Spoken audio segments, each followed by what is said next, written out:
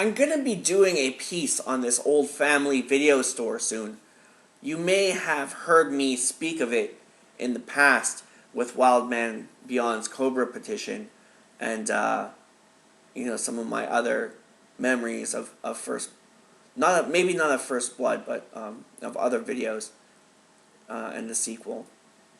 The late, great, and just closing Video VN, aka Video Vietnam, being a little kid, hearing of its advancement, all the TV spots, the interviews regarding Rambo 3, the radio play, the media readings. I began collecting it all, magazines, everything, cursing my age that I could not see it in a theater because I was around 8 at the time, waiting for it on video, passing the poster in the small Kuzno Mall window back when Video VN was a small kiosk-looking ordeal. Eventually they moved to a bigger location, and now that's closing. But anyway, eventually I was, the film was released on beta and VHS, I think beta, and Cornell and I spent months, maybe years. I only say that because Cornell had a beta machine, so maybe we had one that was dubbed from VHS to beta off a TV or something. I don't know. Anyway, I spent months, maybe years, relishing it with Cornell, remaking and being, reenacting and just being kids, playing in the parking lots and stuff, playing in the woods and everything like that. The Wonder Years, I miss those days. For me it was almost a year-long anticipation of seeing it.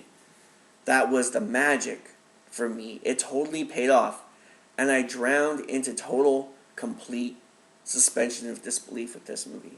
And that feeling has always stuck with me to this day with every continuous viewing.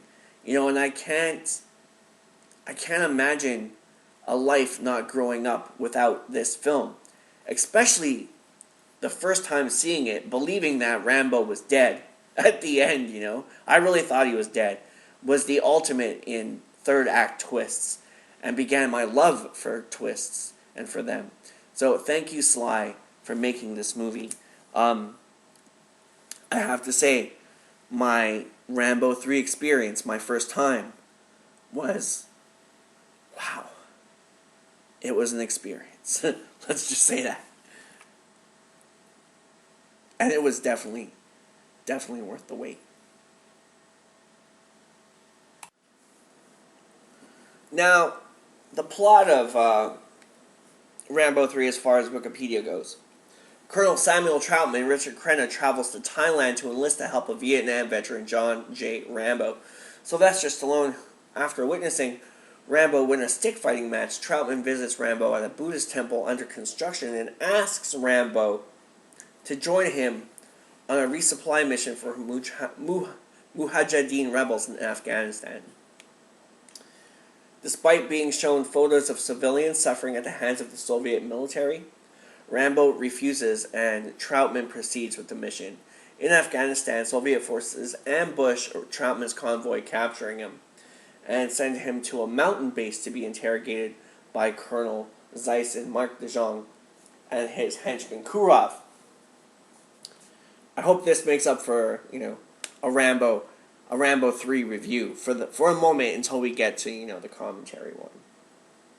So Rambo learns of Troutman's capture from the embassy field officer Robert Griggs, Kurtwood Smith, and convinces the official to take him through a clandestine operation. Through Griggs warns him that the government will deny existence if he is captured or killed.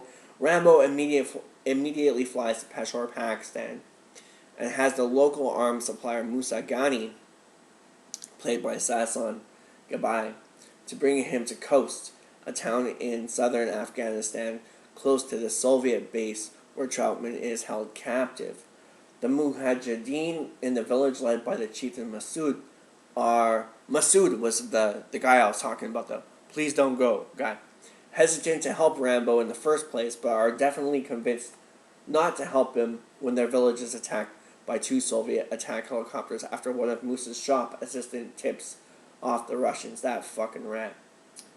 In the ensuing chaos, that's not in the written Wikipedia. I just added that in. In the ensuing chaos, Rambo destroys one of the helicopters with a heavy machine gun. After the attack, the chieftain denies any help for fear of further reprisals by the Soviets, aided by only Musa and a young boy named Hamid. A young boy named Hamid. I heard his oh, wait a second here. Hamid.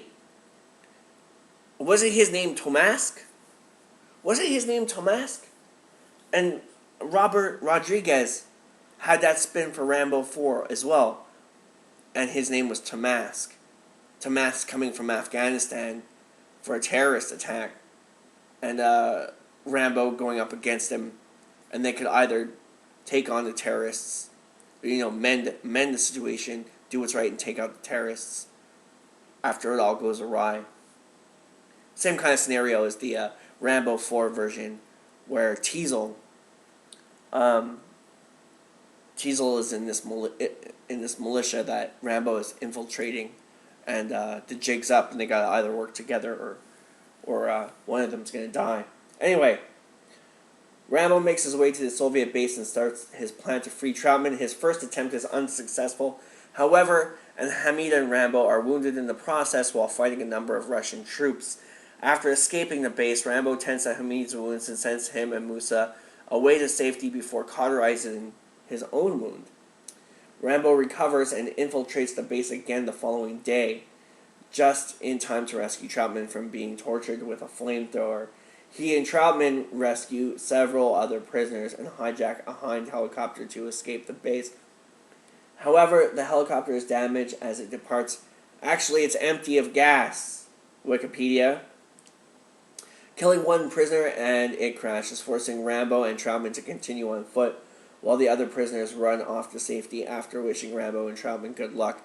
After Rambo destroys a Soviet attack helicopter with an explosive-tipped arrow, Zyson sends Kurov and a Spetsnaz team against the two. Rambo and Troutman eliminate the Spetsnaz in an underground cave, but an injured Kurov surprises Rambo as he exits the cave.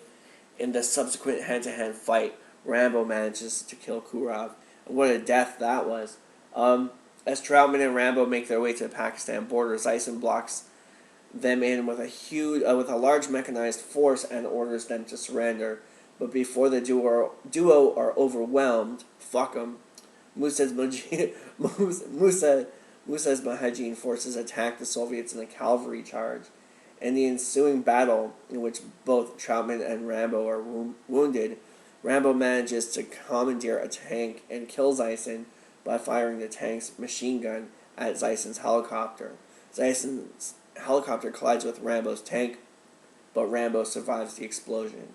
At the end of the battle, Rambo and Troutman say goodbye to the Mujahideen and leave Afghanistan.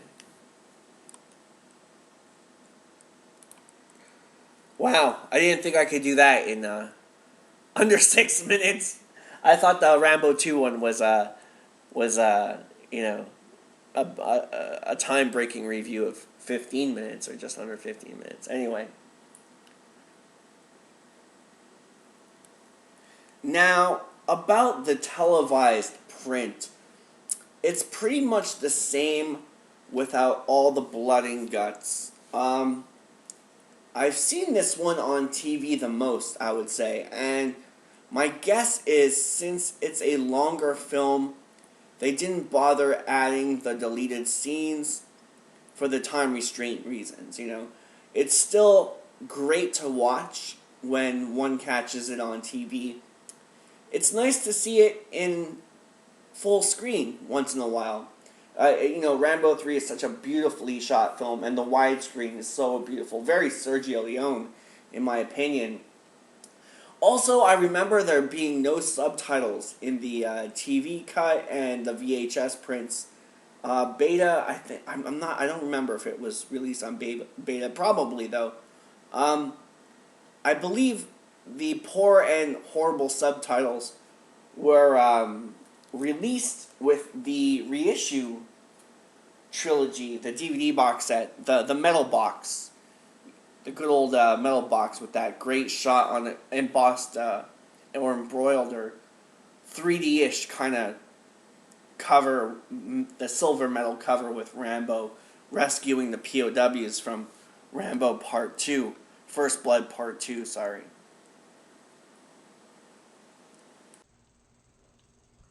I remember there was even this really sweet Barbara Walters special that was on TV back in '88, right before or coming up to the release of Rambo 3. Really showed a more humble side of Sly, and he was so big. Like, he is so, I won't say menacing looking the way they presented him, but he could take some people out, and you just see this, like, beauty to the beast side of Sly, where they showed, his other interests like painting and horseback riding and polo and beautiful, beautiful Barbara Walters piece. Um, Made me feel bad for Sly too, because it also goes into the Bridget Nelson um, divorce, and that divorce was just, you could see the pain on Sly's face, very very much almost like it looked like he was gonna cry. That Barbara Walters piece is really great. You can find that on YouTube. That's something to see. You should go check that out. It's it's one for the books, man. It's one for the books.